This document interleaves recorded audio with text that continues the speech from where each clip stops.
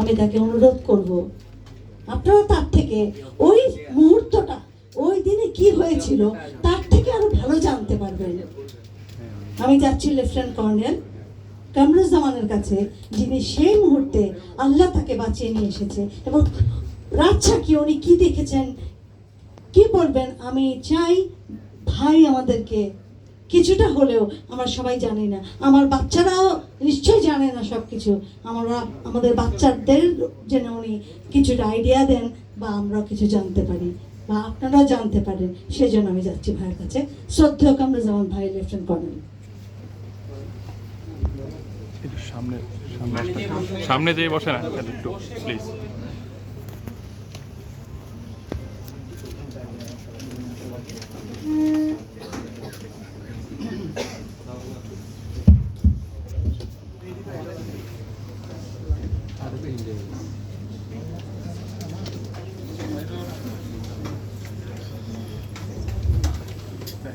বিসমিল্লাহির রহমানির রহিম।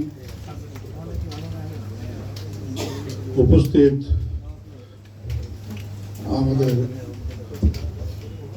25-26 তারিখে শাহাদাত বরণকারী শহীদ অফিসারদের পরিবার এবং উপস্থিত যারা সাংবাদিক, সবাইকে আমার অন্তঃস্থল থেকে শুভেচ্ছা নিয়ে আমি বক্তব্য শুরু করছি। আমার প্রথম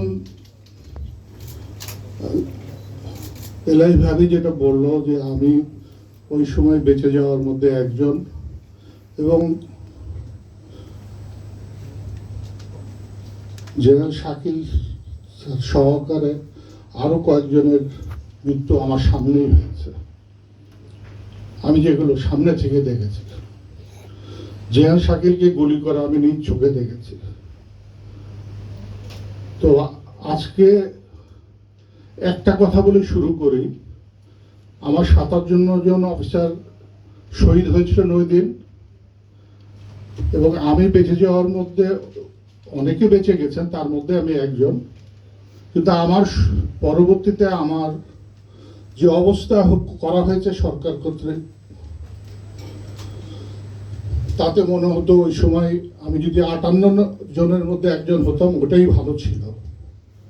কারণ যারা শহীদ হয়েছেন তারা তো শহীদ চলে গেছেন, কিন্তু আমরা যে বেঁচে ছিলাম, এবং 1 মার্চ সেনাকুঞ্জে আমি ওখানে দাঁড়িয়ে অনেক বক্তব্য দিয়েছিলাম, যেখানে আমাদের সাবেক প্রধানমন্ত্রী উপস্থিত ছিলেন। ওই সময় আপনারা হয়তো জানেন না, আমার বক্তব্যটি ওই সময় ভার্চুয়াল প্ল্যাটফর্মে এটা সারা পৃথিবীতেই প্রচার করা হয়েছিল, এবং সেই কারণে আমি একদিকে ওখানে বেঁচে যাওয়ার অপরাধী, আরেক দিক থেকে আমি ওই দিনকে কথা বলার জন্য আমাকে বিভিন্নভাবে আমাকে ক্ষতিগ্রস্ত করা হয়েছে। তখন আমার প্রায় মনে হতো আমার মরে যাওয়াই ভালো ছিল। যা হোক, ওই দিনের ঘটনা যদি আমি সংক্ষেপে বলি, অনেক বড় ঘটনা এটা। আপনারা সবাই জানেন যে 24 তারিখে আমাদের এই অনুষ্ঠানটা শুরু হয়েছিল 24 তারিখে। প্রধান যে প্যারেডটা কিন্তু 24 তারিখে হয়েছিল। আপনাদের একটা ক্লু আমি আজকে দিচ্ছি, বিডিআর এ অনেক অনুষ্ঠান হয়েছে, কোনোদিন কিন্তু বাংলাদেশ টেলিভিশন সরাসরি প্রচার করে নাই।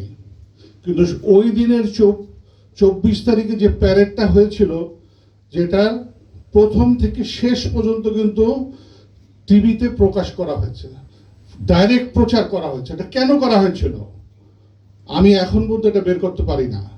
কারণ বিএমএ তে যে সবচেয়ে বড় প্যারেড কমিশন হয়, সেটাও কিন্তু টিভিতে সরাসরি প্রচার করা হয় না।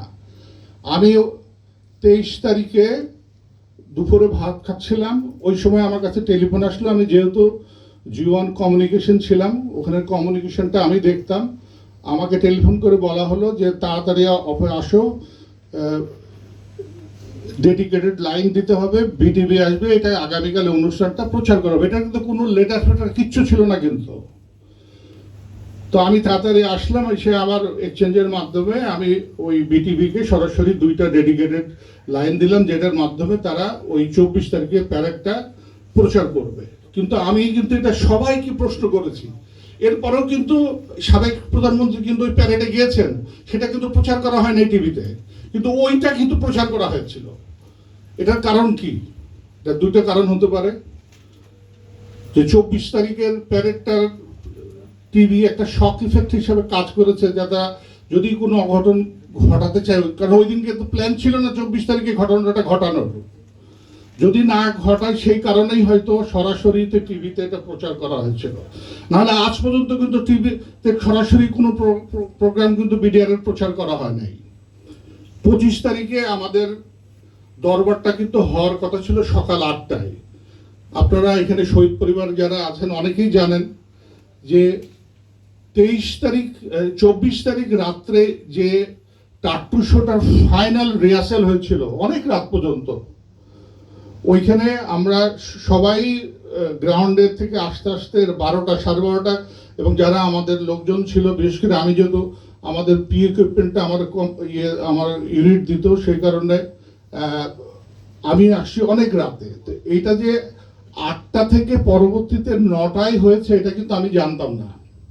তো যথারীতি সকালবেলায় যখন আমার গাড়ির আসলো নিতে, আমার রানার বললো, স্যার এই দরবার পিছিয়ে 9টায় হয়েছে। তাই বললাম এটা কখন হলো? বলে স্যার রাত্রে এটা অর্ডার হয়েছে, আদেশ হয়েছে। তো যাই হোক আমি অফিসে রিং করলাম, বললো হ্যাঁ স্যার 9টায়। তো আমি যেহেতু রেডি হয়ে গেছি, আমি আর দেরি না করে আমি অফিসে চলে গেছি। অফিসে যাওয়ার পরে আমার কোর্সমেটই ছিল আমার কমিউনিকেশন ডাইরেক্টরের পরিচালক। তো তাকে আমি বললাম, তুই যাওয়ার সময় আমাকে দরবারে নিয়ে যাস, আমি আর আমার গাড়ি আলাদাভাবে নেব না। ও বললো আচ্ছা ঠিক আছে। এর মধ্যেই এখন যে আপনাদের লেফটেন্যান্ট জেনারেল জাহাঙ্গীর আলম চৌধুরী যে স্বরাষ্ট্র উপদেষ্টা হয়েছেন, উনি আমাকে কল করলেন। উনি কল করে বললেন যে জামান তুমি কি আজকে পেপার দেখেছো? আমি বললাম না স্যার, একটা পেপার দেখেছি, আমাদের সময় বাকি সব পেপার দেখি নাই। তো উনি আমাকে বললেন যে নয়া দিগন্ত পেপারে দেখো, তোমার একটা ভালো ছবি আসছে, এবং তুমি রাইফেলস পদক, আমি ওই দিনকে হায়েস্ট গ্যালেন্ট্রি অ্যাওয়ার্ড পেয়েছিলাম 24 তারিখ প্যারেডে। তো উনি আমাকে কংগ্রেচুলেট করে টেলিফোন রেখে দিলেন। এরপরেই কিন্তু আমি আর মশিউর, আমার কোর্সমেট, আমার খুব ক্লোজ কোর্সমেট,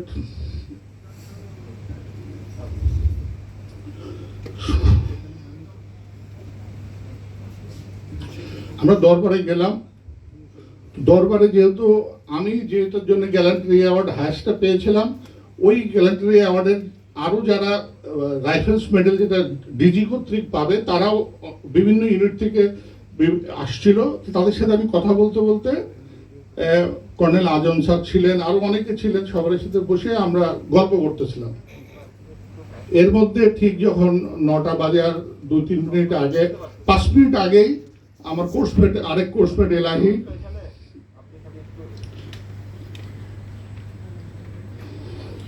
কর্নেল মুজিব স্যারকে প্যারেড হস্তান্তর করল।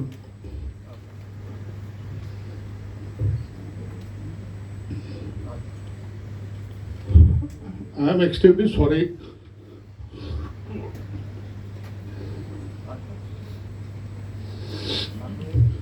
মুজিব স্যার প্যারেডটা নেওয়ার পরে আমরা সবাই অপেক্ষা করতেছি যে ডিজি আসবেন। আপনাদের এখানে একটা কথা আমি বলে রাখি, ওই সময় আমরা জানতাম না, ডিজি যখন অফিসে ছিলেন তখনই কিন্তু ডিজির অফিস থেকে মাত্র 50 গজ দূরে আমাদের মেন কোয়ার্টার গার্ড, যেখানে আমাদের ফার্স্ট লাইন অ্যামুনিশন সহকারে অস্ত্র কোয়ার্টার গার্ডে ছিল, উনি আসার আগেই কিন্তু এই quarter guard was captured by the rebel group, যারা ওই দিনকে যে অঘটন ঘটিয়েছে এটা কিন্তু ডিজি মহোদয় যখন অফিসে ছিলেন তখনই কিন্তু এটা দখল করে নিয়েছিল। কিন্তু এই সংবাদটা কোনো সৈনিক বা আরএসইউ বা রেজিমেন্টাল পুলিশ কেউ কিন্তু কাউকে বলে নাই তারা।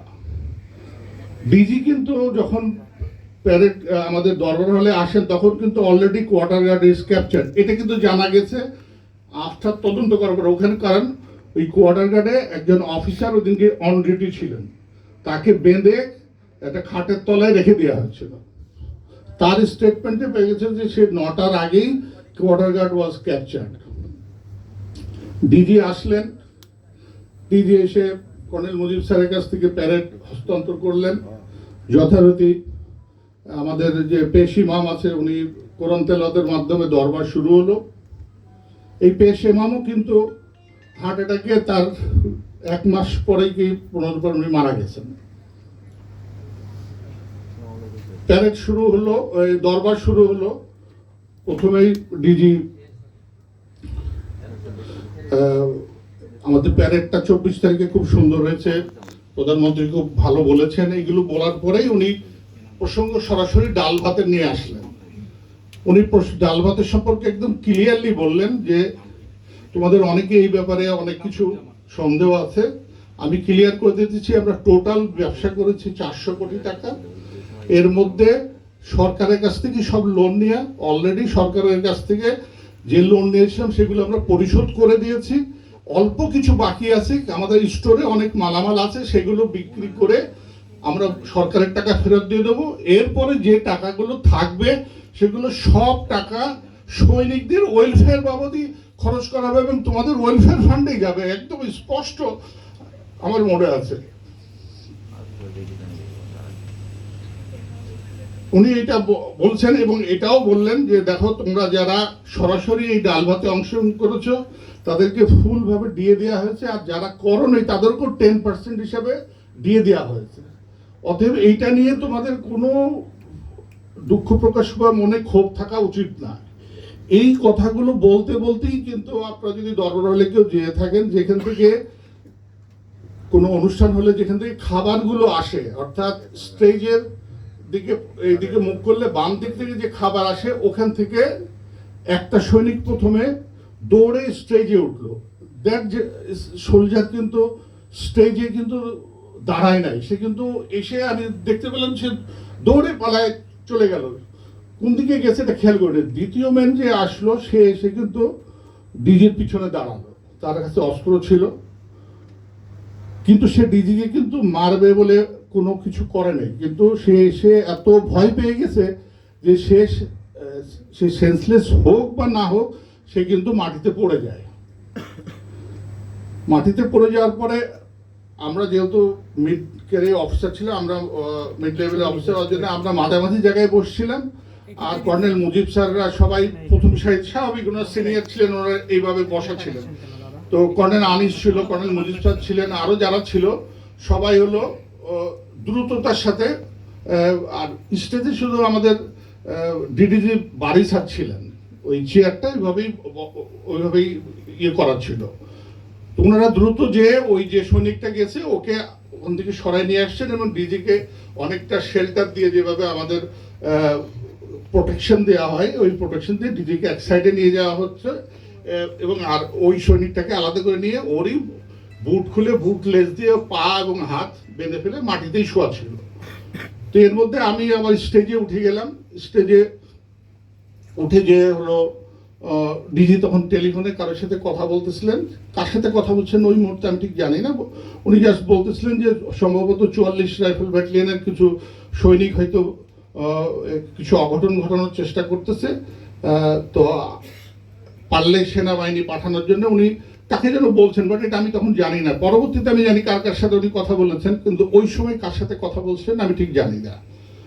এর মধ্যে কে যেন ওনাকে বললেন যে স্যার গাড়ি বাইরে আছে, আপনি স্যার অফিসে চলে যান। তো উনি কিছুটা রাগত স্বরেই বললেন যে why should I go? Please call everybody to come back over here and try to motivate them. এই বলে কর্নেল মুজিব স্যার এবং কর্নেল মুজিব স্যারের আন্ডারে যে কয়টা ব্যাটালিয়ান ছিল সেখানে তাদেরকে বললেন যে please go to the unit and try to motivate them and bring them in the দরবার হল ফর দি দরবার। এটা বলার পরে আমার এখনো চোখে ভাসতেছে যে কর্নেল মুজিব স্যার এবং আমার কোর্সমেট বদরুল, আমার কোর্সমেট এনায়েত,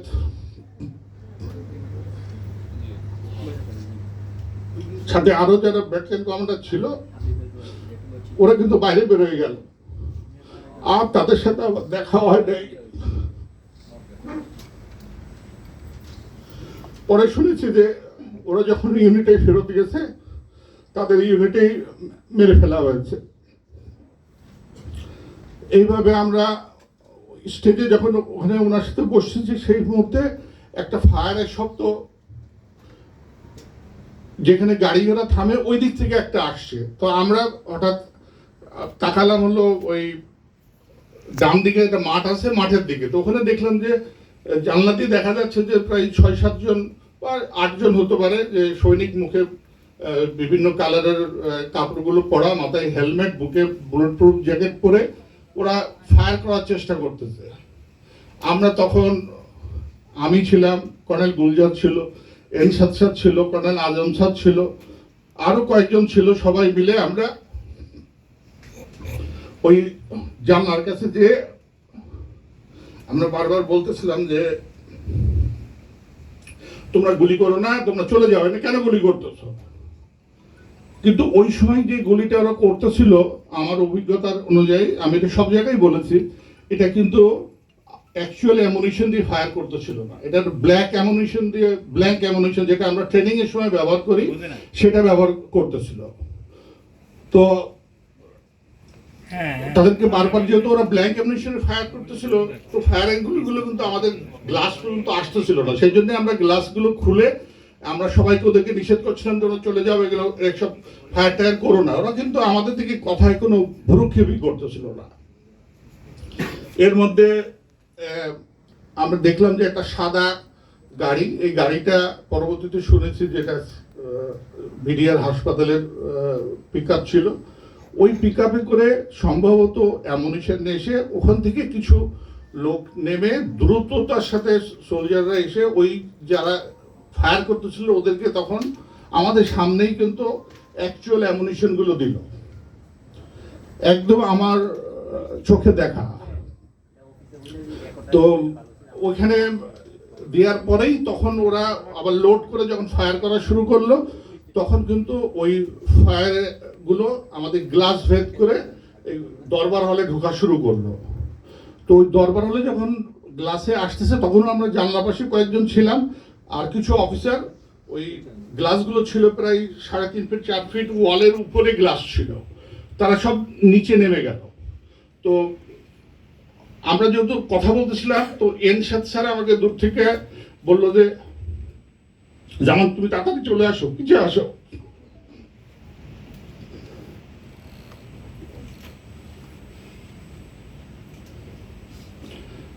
আমি তখন পিছনে তাকিয়ে দেখলাম যে এনসাদ স্যার ওই আমাদের বড় পিলার আছে, পিলারের পিছনে নিয়েছে। আজম স্যারও ছিল, আজম স্যারও আমাকে ছিল, বললো যে জামান আর ওখানে থেকো না, ফায়ার হচ্ছে, পিছিয়ে চলে আসো। তখন আমি, গোলজার, তারপরে কর্নেল এমদাদ, আর কে কে ছিল, আমার সবার নামগুলো এখন এই মুহূর্তে মনে নাই। আমরা তখন আস্তে করে মাথা নিচু করে একটু ক্রলিং এর মতো ভাব করে ওই পিলারের পিছনে আসলাম। আসার পরে যেহেতু এনসাদ স্যার ওখানে আমাদের মধ্যে অনেক সিনিয়র ছিলেন, স্যার বললেন যে চলো আমরা এখানে থাকবো না, চলো স্টেজে উঠে। তখন কিন্তু স্টেজে যারা ছিল তারা কিন্তু স্টেজ থেকে ভেতরে যে মেন স্টেজ যেটা, সেই স্টেজে কিন্তু চলে গেছে, এবং ওই স্টেজের উপরে কিন্তু একটা মোটা ভ্যালভেটের একটা বড় পর্দা ছিল, কিন্তু অনেক মোটা, যেটা নর্মালি বড় স্টেজের হয়। আমরা তাকে দেখলাম যখন সামনে যেখানে দরবারে ডিজি বসেছিলেন, সেখানে কিন্তু কেউ নাই। আমি কি খুব বেশি ডিটেলস বলে ফেলছি? আমি কি শর্টে চলে যাব? হ্যাঁ,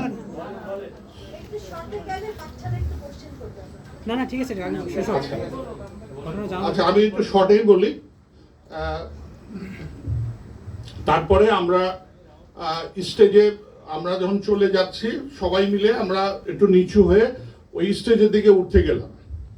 আমি যখন উঠতে যাই, তখন দেখলাম যে ওই সৈনিকটা তখনও ওই মাটিতে শোয়া আছে। ওর নাম পরে জেনেছি সিপাহী মঈন। তো কোথায় থেকে যেন আমার পাশে দেখলাম ডিওটি কর্নেল আনিসও আসলো। তখন কিন্তু আমাদের অফিসাররা সবাই কিন্তু ওই ইয়ের পর্দার ভেতরে ঢুকে গেছে। তো আমি আনিস স্যারকে জিজ্ঞেস করলাম যে হলো, স্যার একে কি করব? স্যার বললো যে ধরো।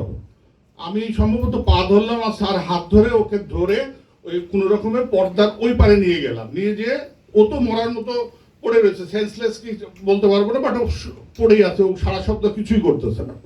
ওকে পর্দার ভেতরে নিয়ে গেলাম। ভেতরে ঢুকেই দুইটা উইং ছিল, দুইটা উইং এর মধ্যে বাঁদিকে উইং একটা ছিল, ডান দিকে উইং ছিল। তো আমি কি কারণে হোক আমি বাঁদিকের উইং এ চলে আসছি। তো বাঁদিকের উইং এ আমি যে দেখলাম যে ওখানে ডিজি আছেন, ডিডিজি আছেন, অনেক এনসাদ স্যার আছে, অনেকেই আছে, আমার পরিচিত অনেকেই আছে। আর উল্টা দিকে ছিল আরো অনেক অফিসার, যেটা দেখা যাচ্ছে না, কারণ ওই সময় নেমেই কর্নেল আনিস বলল যে অন্ধকার করে দাও। তো আমাদের ওখানে ওই কিছু লম্বা লম্বা বাঁশের কুঞ্চি ছিল, ওইটা দিয়ে আমরা সব লাইটগুলো কিন্তু ভেঙে ফেললাম। ভেঙে ফেলে কিন্তু ওই ঘরটা অন্ধকার করা হলো, যেন কেউ এসে ভেতরে দেখতে না পারে। তো ডিজিকে আমরা, এটা একটু জানা আপনাদের উচিত, ডিজিকে পাশে একটা চেয়ারে বসায় আমরা ডিজিকে সারাউন্ডিং করে দাঁড়াইছিলাম। এর মধ্যে আপনার আমি দেখলাম যে ওই আরপিজেসিও খুব আস্তে করে ওয়াকিটকি শুনতেছে। তো আমি তাকে বকা দিয়ে বললাম, এই এত আস্তে কি শুনতেছেন, জোরে দেন। তো জোরে যখন দিল তখন শুনলাম যে সে ওই দিক থেকে আসতেছে, যে অলরেডি অফিসার্স মেসে সব দখল করে নিয়েছে এবং গাড়ি ঘোড়া পুরাই দিতেছে, গেট দখল করছে, ও কোর্ট টোপ থেকে সব অস্ত্র টস্ত্র বের করে যে যেমন ইচ্ছা ফায়ার করতেছে। এটা কিন্তু ওই ওয়াকিটকির মাধ্যমে আমরা শুনলাম। এটা আমি আবার ডিওটিকে ডেকে এনে বললাম, স্যার দেখেন শুনেন এটা কি হচ্ছে। এই যে কেন্দ্রীয় সুবিধা মেজরের কথাটা আসলো না, নুরুল ইসলাম সাহেব, উনি আমাদের সাথেই ছিলেন। একটু বলে রাখি, উনি ওই যে ওনার ছেলে বলে গেল যে 5 মাস দেরি লাগছে তাকে শহীদ ঘোষণা করার জন্য। আমি প্রথম থেকে বলে আসতেছিলাম যে ও আমাদের সাথে ছিল এবং আমাদের অনুমতিক্রমে, ডিজির অনুমতিক্রমেই সে বাইরে যায়।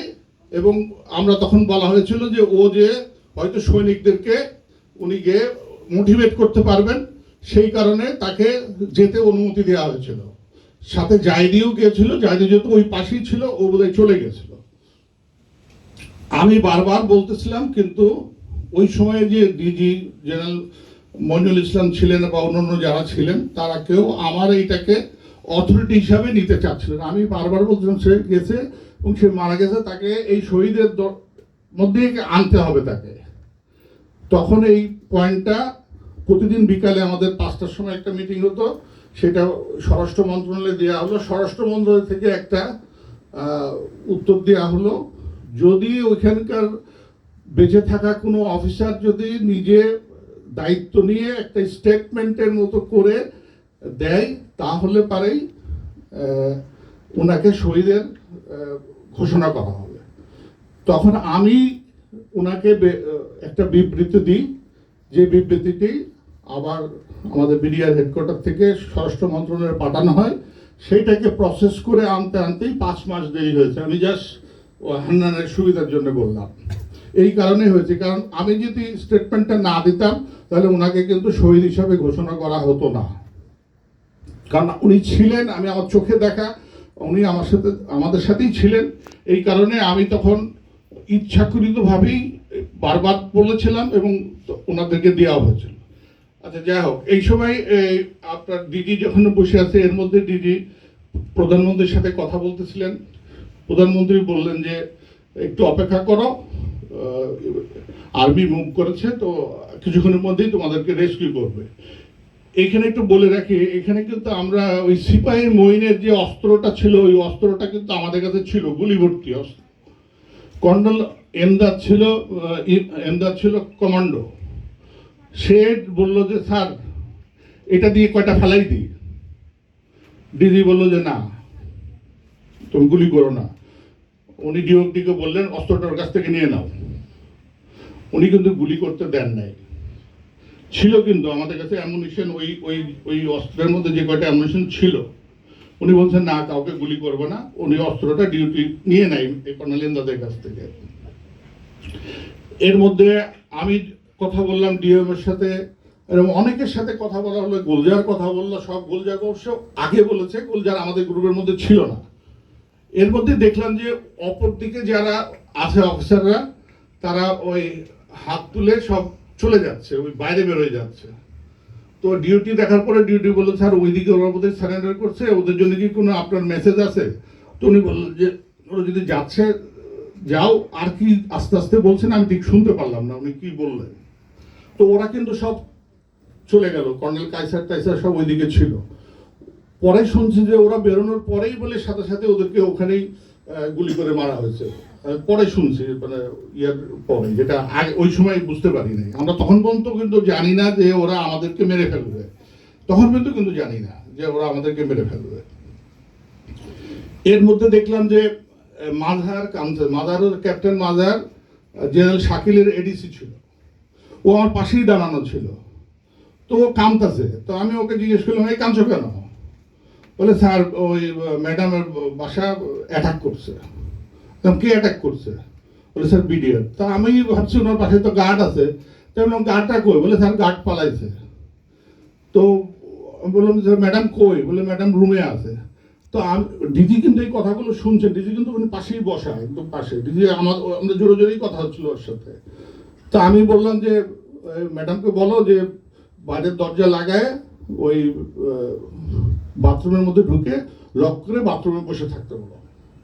তখন ডিজি জিজ্ঞেস করলেন যে কি হয়েছে? তো মাদার আবার রিপিট করলো। তো উনিও মাদারকে বললো বলো যে হলো টয়লেটের মধ্যে বন্ধ করে থাকতে। উনি কিন্তু আর টেলিফোনটা নিয়ে ম্যাডামকে কিন্তু কিছু বলেন নাই, ওই সময় কিন্তু ম্যাডামের সাথে উনি কথা বলেন নাই।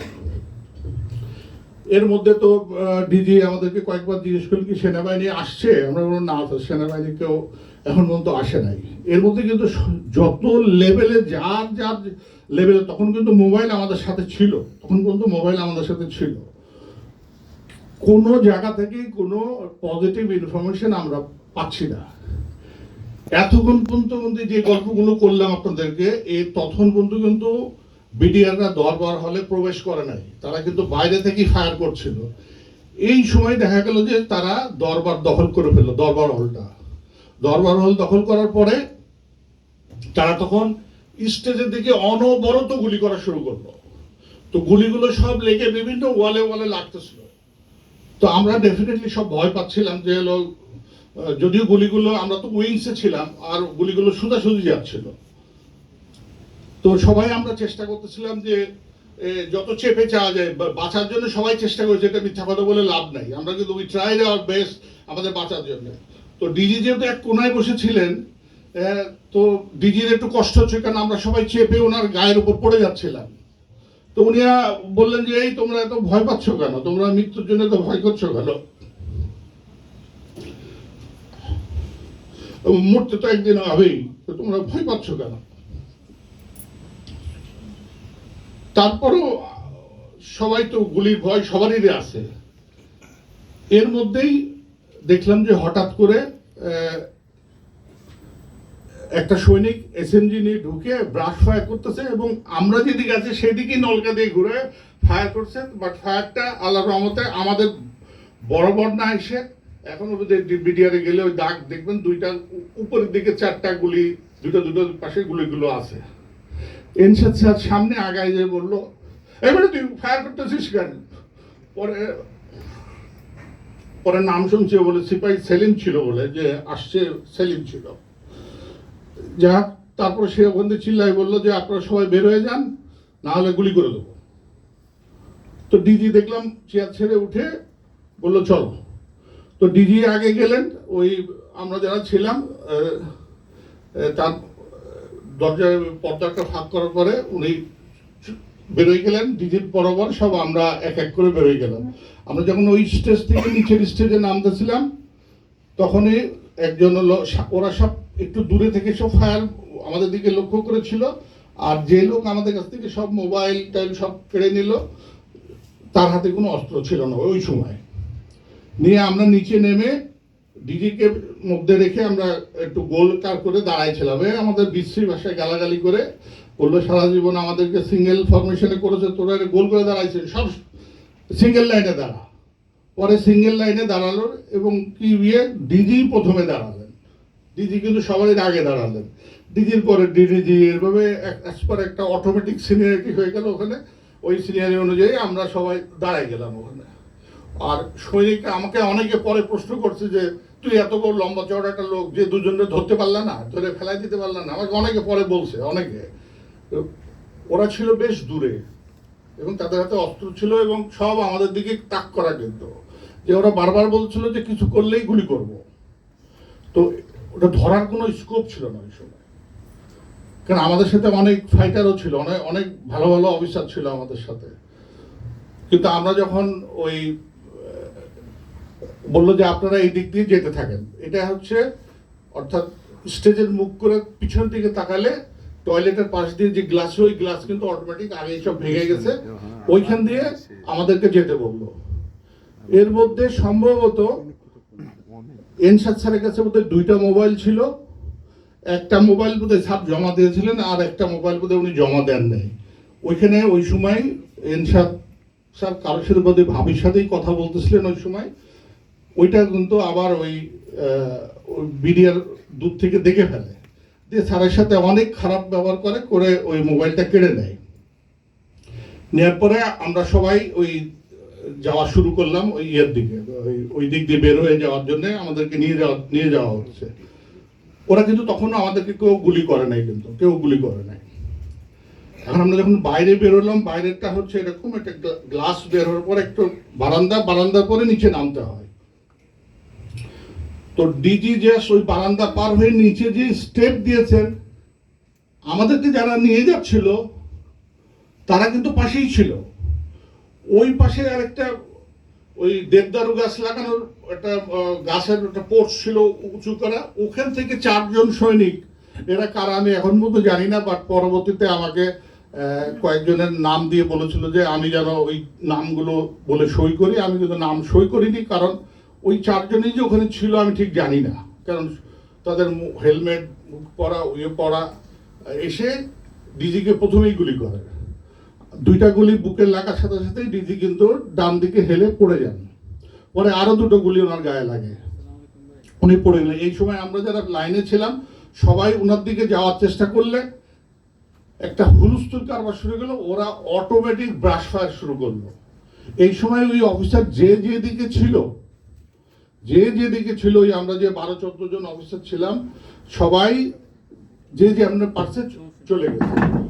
ওই সময় একটা বুলেট, এটা কি সরাসরি আমার গায়ে লেগেছে কিনা আমি বলতে পারবো না, বা রিকোশেট করে এসে লাগছে কিনা এটাও বলতে পারবো না। আমার এখানে প্রচন্ড জোরে লাগলো, লাগার পরে হাত দিয়ে দেখলাম যে রক্ত বেরোচ্ছে।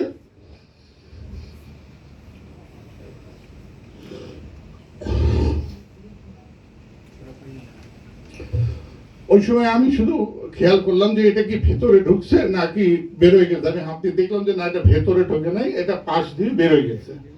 ওই সব চিন্তা বাদ দিয়ে আমিও ওই সব অফিসারই তখন শুয়ে পড়ছে, আমিও শুয়ে পড়ে যে সামনে তাকাইছি, সামনে তাকিয়ে দেখলাম যে ওই টয়লেটের গেটটা সামান্য খোলা, মানে প্রথমে হাত ধোয়ার জায়গা, তারপরে ইউরিনাল পরে টয়লেট।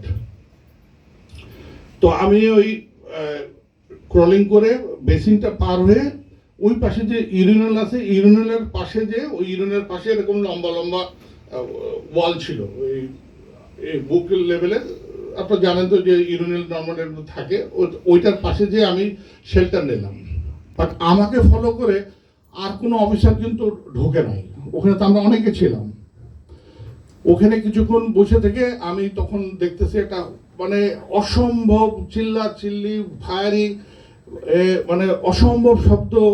এবং ওই সময় যে ফায়ারিং করে যারা ওই অফিসার, আমরা সবাই ছিলাম, তাদেরকে সবাই ওই সময় ওই গোলাগুলিতে সব মারা গেছে, এবং তাদের মুখের চিল্লানি, কার চিল্লানি আমি ঠিক বুঝতে পারছিলাম না। সবাই বললে মরে গেলাম গো, বাঁচাও গো, অনেক চিল্লাচিল্লি শোনা যাচ্ছে। কেন ওয়াল তো একটা 5 ইঞ্চির একটা ওয়াল মাত্র, আমি 5 ইঞ্চি ওয়ালের এই পাশে আমি ওখানে বসে আছি। বসে থাকতে আমার হঠাৎ মনে হলো যে আমি হলো ওই টয়লেটের ভিতর ঢুকে যাই। তো টয়লেটের ভিতর ঢুকে আমি কমোটের পাশে বসলাম, দরজাটা ভুলবশত আমি লাগিয়ে দিয়েছিলাম। দিয়ে বসার পরে তখন দেখলাম যে জোহরের আজান পড়তেছে। এদিকে কিন্তু আমি শুনতেছি ডিজিকে মেরে ফেলছে, ডিডিজিকে মেরে ফেলছে, অনেক কথা শুনতেছি আমি। এর মধ্যেই হঠাৎ শব্দ পেলাম যে ভেতরে লোক ঢুকছে, সৈনিকরা ঢুকছে। ঢুকে হঠাৎ তারা জিজ্ঞেস করলেন যে এই টয়লেটটা তো বন্ধ, দেখতো ভেতরে কেউ আছে কিনা। আপনার দেখবেন দরবার হলের টয়লেটটা কিন্তু উপর পর্যন্ত ওয়াল না, ওইটা কিছু দূর ওয়ালের পরে উপরে উঠা যায়, খালি ওপেন এটা। তো হঠাৎ একটা সৈনিক ওই ওয়ালে উঠে ও আমাকে ভেতরে দেখতে পাচ্ছে, বলে আর ভেতরে তো একজন আছে। আমি তখন ওকে অনেক অনুনয় বিনয় করছি, এখন খারাপ লাগে, বলছিলাম যে ভাই আমি অন্যায় করিনি, আমাকে মেরো না। অনেক অনুনয় বিনয় করেছি।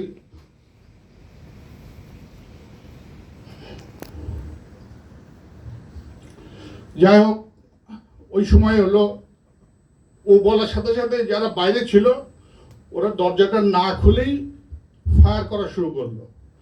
আর যেহেতু টয়লেটটা খুব ছোট, আমি দেখতে পাচ্ছি যে গুলিগুলো জাস্ট আমার নাকের সামনে দিয়ে যাচ্ছে, কারণ আমি তো টয়লেটের পাশে বসে, টয়লেটের এই সামনে এই জায়গাটায় দরজা, এই জায়গাটাই টয়লেট, মানে ওই কমোডের কোনায় আমি বসে আছি।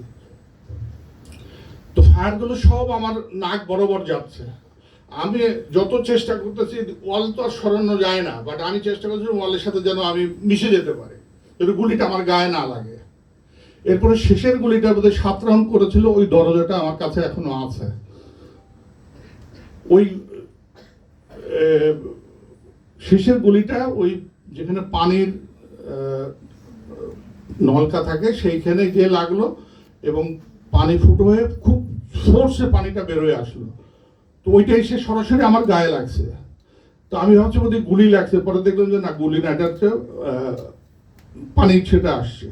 এর মধ্যে হঠাৎ শুনলাম যে বলে দেখতো মরে গেছে কিনা। ওই বেটা কিন্তু আবার উঠছে সৈনিকটা। উঠার পরে আমি তার কথা না বলে আমি ইশারা দিয়ে ওকে একটু বোঝানোর চেষ্টা করলাম যে তুমি বলো আমি মরে গেছি। তো ও আর কোনো কথা না বলে আমি তাকে খুব সিম্প্যাথেটিক ওয়েতে আমি তাকে ইশারা করে বোঝাচ্ছিলাম যে তুমি দয়া করে বলো যে আমি মরে গেছি। ও কেন বলছে আমি এখনো জানি না, তার সাথে আমার আজ পর্যন্ত দেখা হয় নাই। সে বললো মরে গেছে।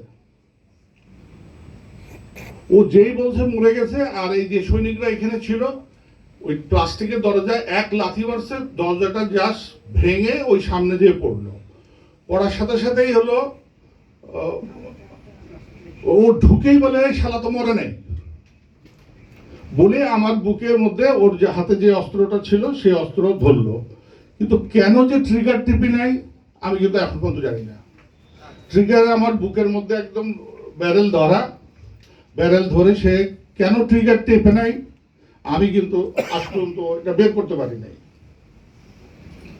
আমি যখন দেখলাম কয়েক সেকেন্ড ও গুলি করে নাই, আমি তখন ব্যারেলটাকে এইভাবে ধরে আস্তে করে উপরে তুলে আমি উঠে, ওইটা ছোটখাটো ছিল, ওকে আমি এমন ভাবে জাপটে ধরে ওই দরজার বাইরে বের করে ফেললাম।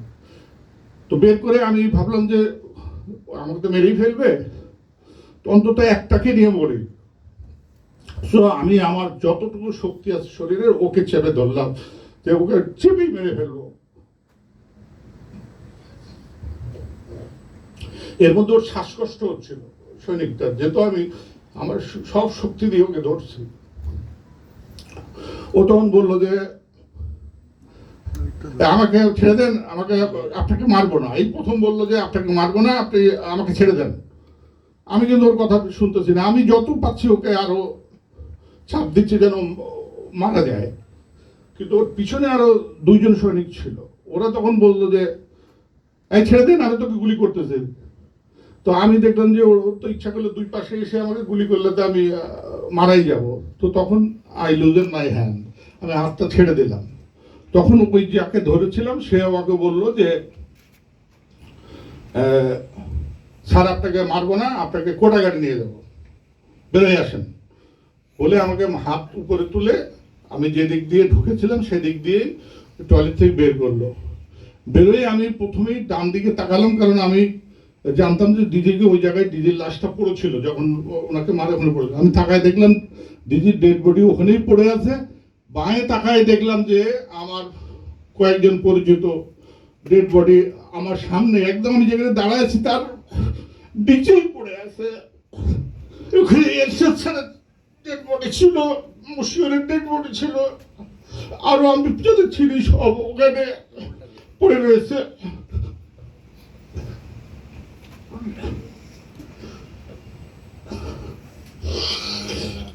I'm extremely sorry. তখন ওই ভেতরে যারা সৈনিক ছিল ওরা চিল্লাই উঠলো যে এই এই এখনো মরে নাই কেন, একে মার। যে আমরা পারলো এসে মারার চেষ্টা করলো, কিন্তু ওরা বারবার বলছিল একে মারবো না, একে কোটা কেটে নিয়ে যাবো। কেন বলতেছিল আমি কিছুই জানি না। তখন আমাকে পিছন এদিক দিয়ে না বের করে পিছন দিয়ে ওই স্টেজের দিকে আবার নিয়ে গেল। তো স্টেজের দিকে যে দেখলাম দূরে দূরে অনেক ডেড বডি পড়ে আছে, সবগুলো মুখ থুপড়ে পড়ে আছে বলে আমি চিনতে পারলাম না এরা কারা। তো অবশ্যই এগুলো অফিসারদেরই ডেড বডি হবে, বাট আমি ওই যেহেতু উল্টা দিক হয়েছিল আমি চিনতে পারি না। তো আমাকে বললো যে এই নিচে তাকাবি না, উপরের দিকে তাকায় এই দিক দিয়ে যেতে থাক। তো আমি ওই দিক দিয়ে যাচ্ছি। আপনারা কি খুব বোর হচ্ছেন? তারপরে আমি ওই দিক দিয়ে যেয়ে ওইখানে আরেকটা টয়লেট ছিল, ওই টয়লেটের মধ্যে ঢুকে আমাকে বললো ওই যে প্রথম সৈনিকটা যে পালাই গেছিল না, বললাম যে পালাই গেছে, ও যে গ্লাস ভেঙে পালাই গেছে সেই গ্লাসের ভেতর দিয়ে আমাকে ঢুকে বললে তুই এদিক দিয়ে বেরো।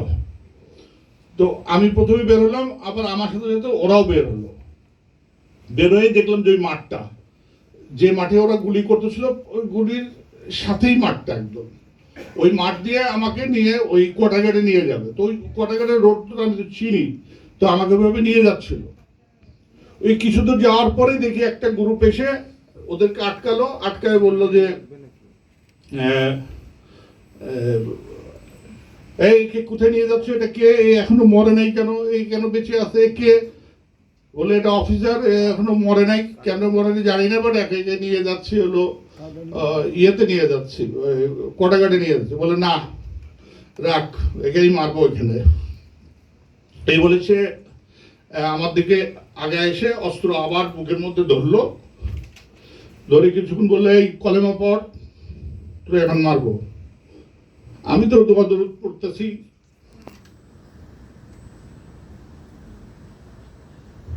হঠাৎ সে বললো যে যা তোকে ছেড়ে দিলাম, যাই রে নিয়ে যা, বলে আমাকে আবার ওরা নিয়ে যাওয়া শুরু করলো। ও কিন্তু আর গুলি করলো না, করে আবার যেতে যেতে দৌড়ে যাচ্ছি। ওই মাঠের মধ্যে আরো কয়েকটা ডেড বডি দেখলাম পড়ে আছে, কাদের বলতে পারবো না। এই করে ওই যে আমাদের যে রাইফেল ব্যাটালিয়ন ছিল যেটা, সেখান দিয়ে যেয়ে আমি যখন ওই রোডে মাঝে মাঝে আসছি, ওখানে দেখলাম যে একটা পিক আপ এলএনজি নিয়ে দাঁড়ায় আছে। ওরাও সেম বললো যে একে নিয়ে যাওয়া যাবে না, এই তোরা সর, ওকে গুলি করবো। ওরা যতই বলতেছে না, ওই দরবার হল থেকে বলছে কোটাঘাটে নিয়ে যেতে, বলে না কোটাঘাটে যাবে না, একে এখানেই মারবো। এর মধ্যে দেখলাম একজন সৈনিক আমার কাছে মাথায়, ও অবশ্য মোটরসাইকেলে হেলমেট পরা ছিল লাল রঙের, মুখে বুলেট উপর জোর, একটা বড় হাতুড়ি নিয়ে আমার দিকে আগায় আসতেছে। তো ওর আগানো দেখে আমি যখন ভাবতেছিল এই মধ্যে তাহলে হাতুড়ি দিয়ে আমাকে মারবে মনে হয়। তো আবার আল্লাহ কাছে বলছে, আল্লাহ তুই আমাকে গুলি করে মারো, ওই হাতুড়ি দিয়ে যেন আমাকে না পিটায়। ওই সৈনিকটা দেখলাম আমার সামনে এসে হঠাৎ করে সে বললো যে স্যার আমি আপনাকে চিনি, কিন্তু আপনাকে এখান থেকে বাঁচাবো কেমন করে? তা আমি প্রথমে ওর কথা বিশ্বাস করতেছিলাম না। আমি তো ওকে চিনতে পারছি না, যেহেতু হেলমেটের মধ্যে আছে আমি চিনি না। পরবর্তীতে আমি জানছি ও হচ্ছে সিপাহী নজরুল, আমার সাথে কোনদিন চাকরিও করে নাই, বাট সে ছিল ওই আরপি ছিল, রেজিমেন্টাল পুলিশ। তো ওই গেট দিয়ে গেলে পরে মাঝে মাঝে হাই হ্যালো হয়েছে, এছাড়া তার সাথে আমার তেমন কোনো পরিচয় নাই। তো সে আমাকে, আমি তাকে বললাম তুমি আমাকে কোনো রকমে গেটের বাইরে পার করে দাও। বললো স্যার এটা সম্ভব না, এখানে গেলে আপনাকেও মেরে ফেলবে আমাকেও মেরে ফেলবে। পরে সে আমাকে ওই ধাক্কা মেরে নিচে ফেলাই দিয়ে ওদেরকে বলে যা তোরা যা, আমি একে ব্যবস্থা করতেছি বলে আমাকে টেনে ওই পাশে যে বিল্ডিং ছিল ওই বিল্ডিং এর মধ্যে ঢুকালো। ওইটাই ছিল রাইফেল ব্যাটালিয়নের সিওর অফিস। ওর ভিতরে ঢুকায় বললো চলেন না পরে স্যার উপরে নিয়ে যায়। তো উপরে যখন ওখানে কিন্তু ডিএডি তৈরির অফিস ছিল নিচতলায়, ডান দিদি যখন যাই তখন দেখতেছিলাম যে তার আগেই বোধহয় ডেড বডি সবখান থেকে নামিয়েছে, সব ব্লাডগুলো তখনও শুকায় নাই, কাঁচা ব্লাড। ওই যে লাশ টানলে আপনার ব্লাডগুলো সিঁড়িতে দাগ থাকে না, ওই ব্লাডগুলো তখনও কাঁচা আছে। তো আমি আর উপরে ওঠার সাহস করতেছি না, কারণ আমার কাছে তখন মনে হলো বোধহয় উপরে নিয়ে যেয়ে মারবে মনে হয়, এর আগে ডেড বডিগুলো বের করে ফেলছে, এখন বোধহয় আমাকে মারবে। তো আমি আর সিঁড়িতে পা দিচ্ছি না। তো ও আমাকে বললো যে স্যার উঠছেন না কেন, উঠে আসেন। তো বাধ্য হয়ে আবার ওর কথা শুনে উপরে উঠলাম। তো আমি উপরে উঠে তাকায় দেখলাম যে ওই রাইফেল ব্যাটালিয়ন সিওর অফিস থেকেই ডেড বডিগুলো বের হয়েছে, একদম ব্লাডের দাগগুলো সব আছে। তার মানে ওখানেই কোনো অফিসার ছিল, তাকে মারছে, মেরে আমাকে উপরে 4 তলায় নিয়ে গেল। ওইখানে কিন্তু আমি কোনোদিন যাইনি। ওখানে পর যে দেখলাম অনেক স্টোর, ওইখানে নিয়ে যাওয়ার পর প্রথমে একবার বলছো আপনি ছাদে চলে যান। তো ছাদে কিন্তু অনেক সৈনিক ছিল বলে আমি ছাদে যাবো না। তখন ওখানে একটা টয়লেটে নিয়ে গেল। টয়লেটে প্রথমে ঢুকতে একটা বেসিন ছিল, বেসিনের পরেই টয়লেট। বললো ও কিন্তু ওই টয়লেটে ঢোকে নাই, তার আগেই বললো যে আপনি ভেতরে ঢোকেন। তারপরে হলো ও চলে গেল। তো যাওয়ার সময় বললো যে আপনার মোবাইল নাম্বার দেন। আমার কাছে তো মোবাইল নাই। তখন বললো যে তাহলে আমি যাই স্যার, বেঁচে থাকলে দেখা হবে। তখন ওকে আমি জিজ্ঞেস করলাম যে তোমার নাম কি। ও র্যাঙ্ক ট্যাঙ্ক কিছু বললো না, শুধু বললো যে নজরুল। বলে আমি আস্তে করে ওই টয়লেটটা খুললাম। টয়লেট খুলে ভেতরে ঢুকেই দেখি টয়লেটের মধ্যে ডিএডি তহিদ লুকায় আছে। আপনারা যে ডিএডি তহিদ আপনারা যার কথা শুনেছেন যে এটার সাথে জড়িত, ও কিন্তু ওই টয়লেটের মধ্যে লুকায় আছে। ওকে দেখে আমি বললাম তুমি এখানে কেন? বলে স্যার আমি এখানে আসি যদি আমাকে মেরে ফেলে। তা আমি তুমি কি দরবার হলে ছিল না? ও বললো না স্যার আমি দরবার হলে ছিলাম না। তো কই ছিলাম? তো বললো স্যার ওই যে আপনারা দরবার থেকে টি ব্রেকে যাবেন, আমি স্কাই রুমে ওই টি ব্রেক ম্যানেজার, ও আমাদের আবার মেস সেক্রেটারি ছিল। তো ও ওখানকার বলে আমি খাওয়া দাওয়া করছিলাম। বাট ওই সময় আমি ওকে জিজ্ঞেস করতে ভুলে গেছি যে স্কাই রুম থেকে তুমি এই টয়লেট পর্যন্ত কিভাবে আসলা। এটা কিন্তু তখন আর ওকে আমি ওই এর মধ্যে আর জিজ্ঞেস করতে পারি নাই। তো ও বললো যে আমি ওকে জিজ্ঞেস করলাম দরবার কি হয়েছে তুমি জানো? ও সম্পূর্ণ অস্বীকার করলো যে না স্যার আমি কিছুই জানি না, আমি তো ছিলাম স্কাই রুমে। তখন কিন্তু এই যে আপনাদের যে গল্পগুলো বললাম, আমি কিন্তু ওই সব গল্পগুলো ওকে কিন্তু ওই পুরো ঘটনাটা আমি ওর কাছে বলি যে এই ঘটনাগুলো ঘটেছে ওখানে। তো ওকে আমি বললাম তুমি এগুলো কিছুই জানো না? বললো না স্যার আমি তো পালাই এখানে লুকায় আছি। তো যাই হোক ওখানে বসে থাকতে থাকতে ওর সাথে আরো অনেক ঘটনা আছে, সেগুলো আমি বললাম না, ছোট করে। এর মধ্যে দেখলাম যে 2টা কি 2:30টার দিকে দেখলাম কে যেন আসতেছে। ওর মধ্যে ও আবার বললো স্যার দুইজনে যদি টয়লেটে থাকি তাহলে হয়তো কেউ আসলে মেরে ফেলবে, তা আমি একটু দূরে আপনার থেকে বসি, আপনি টয়লেটের ভেতরে থাকেন। ওর বাইরে বেসিনের সামনে যেয়ে বসলো। তো দেখলাম কিছু নাই, কে যেন আসতেছে, ও বেরোয় গেল।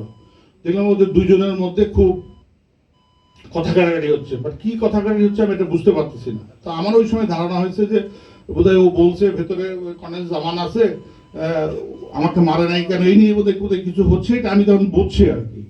আমি কিন্তু একদম দরজার ফাঁকে লুকায় আছি। এর মধ্যে দেখলাম যে আস্তে আস্তে ভেতরে একজন ঢুকলো। তো ওকে দেখে আমি দেখলাম ও যে ডিএডি রহিম, ও আমার কোয়ার্টার মাস্টার ছিল। আমি যখন সিগন্যাল সেক্টর কমান্ডার ছিলাম তখন সে আবার কোয়ার্টার মাস্টার ছিল। তো আমাকে এসে স্যালুট করে বললো যে স্যার আমরা এখন যাচ্ছি, আমাদের জন্য দোয়া করেন। তো আমি জিজ্ঞেস কোথায় যাচ্ছ? বলে স্যার প্রাইম মিনিস্টারের কাছে ডাকছে, আমরা সবাই যাচ্ছি, আমরা ওখানে ওনার প্রতিনিধি হিসেবে ওখানে যাচ্ছি। তো ওই সময় আমি কিছুটা সেলফিশের মতো ওকে বললাম যে তুমি এক কাজ করো, তুমি যাও ওই তহিদকে আমার সাথে রেখে দাও, কারণ তহিদ যদি চলে যায় তাহলে তো আমাকে মেরে ফেলবে।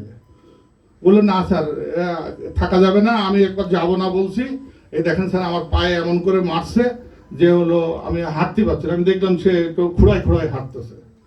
এই যে ডিএডি তহিদি আর ওই ডিএডি রহিম চলে যাওয়ার সময় সে আমাকে বললো স্যার দোয়া পড়েন, ইন্নাল্লাহ মা সাবিরিন আর ইন্না লিল্লাহি ওয়া ইন্না ইলাইহি রাজিউন, এটা পড়তে থাকেন স্যার, বেঁচে থাকলে আবার দেখা হবে। এই বলে কিন্তু তহিদ আর ডিএডি রহিম ওই ঘর থেকে চলে গেল।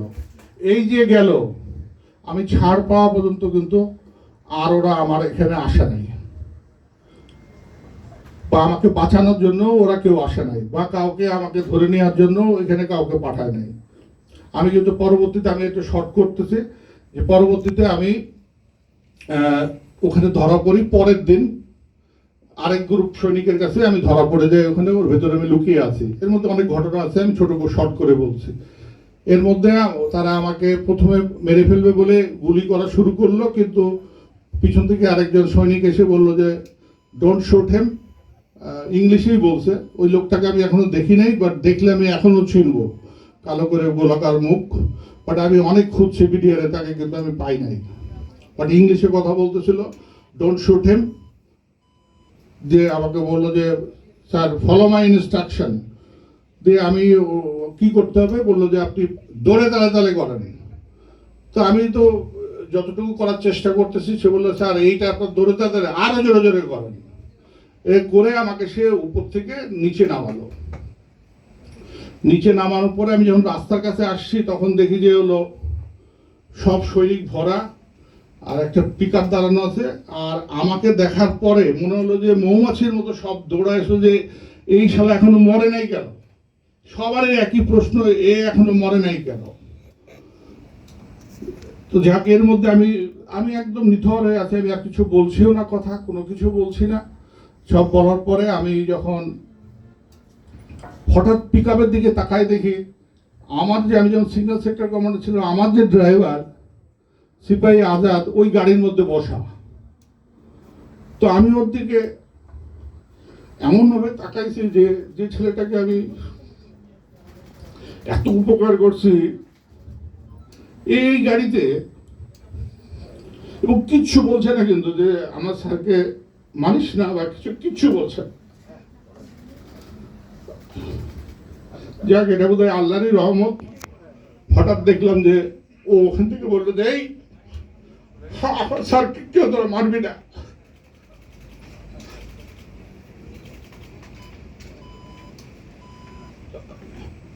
কিন্তু সে গাড়ি থেকে নামলো না, গাড়ি থেকেই বলতেছিল।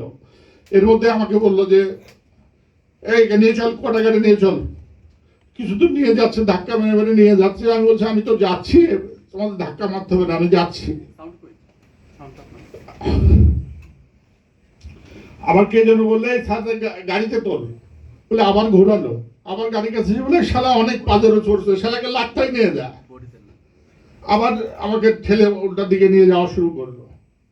এই কিছু দূর যাওয়ার পরে 44 রাইফেল ব্যাটালিয়নের সৈনিক লাইনের সামনে কতগুলো কাঁঠাল গাছ আছে, কাঁঠাল গাছের সামনে একটা ঝুঁকার জায়গা আছে। ওই জায়গার পরে আরেকটা গ্রুপ ধরলো, আরেকটা গ্রুপ ধরে বললো যে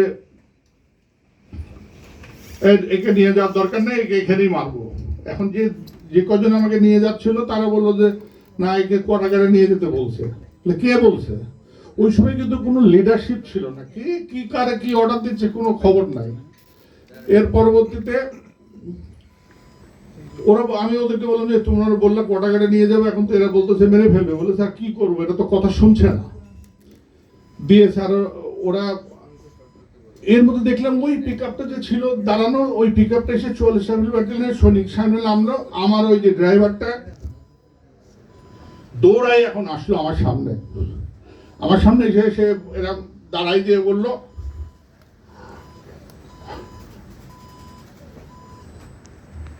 যে স্যারকে কেউ মারবি না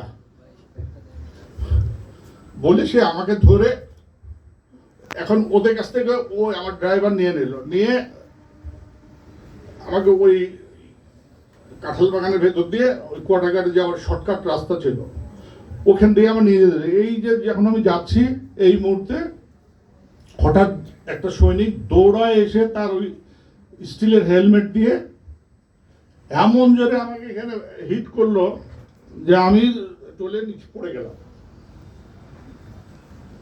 ওই আমার ড্রাইভার তাড়াতাড়ি তুলে বললে স্যার খুব বেশি লাগছে। আমি তখন মাথা আমার ঘুরছে,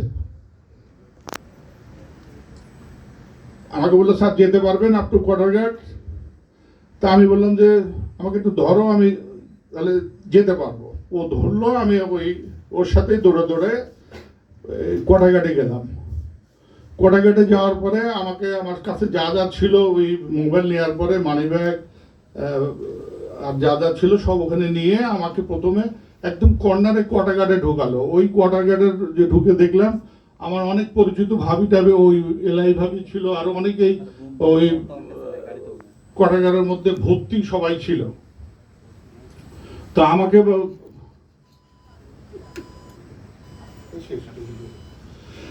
এটার পরে আমি ওই কোনায় ভাবিরা তাড়াতাড়ি আমাকে কোনায় বসায়, ভাবিরা কেউ কেউ আমাকে একটু বাতাস করার চেষ্টা করেন, আমি তখন খুব ঘামতেছিলাম। কিছুর পরে আমাকে ওখান থেকে আবার বের করে আরেকটা জায়গায় নিয়ে যায়।